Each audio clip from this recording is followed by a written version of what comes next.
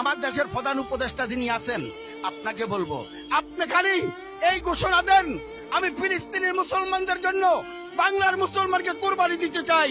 দেখেন কি হয়, আল্লাহর কসম, ফিলিস্তিনি স্বাধীন হবে, ফিলিস্তিন স্বাধীন হবে, ফিলিস্তিন স্বাধীন হবে। প্রিয় দেশবাসী, আমি আপনাদেরকে একটা কথা বলি, আপনারা রাতে 8 টাকার তাহাজ্জুদের নামাজ পড়বেন, 8 টাকার তাহাজ্জুদের নামাজ পড়বেন। প্রথম রাকাতে সূরা ইয়াসিনের 29 আয়াত, দ্বিতীয় রাকাতে সূরা আলা, এইটা পড়ে 8 টাকা পড়ে দোয়া করবেন। আল্লাহুম্মা ইন্নী আসআলুকা বিআন্নাকা আনতাল্লাহ লা ইলাহা ইল্লা আনতাল আহাদুন সামাদুন আল্লাযী লাম ইয়ালিদ ওয়া লাম ইউলাদ ওয়া লাম ইয়াকুল লাহু কুফুয়ান আহাদ। আপনি 21 দিন দোয়া করেন, আমি করতেছি, আপনারা দোয়া করেন।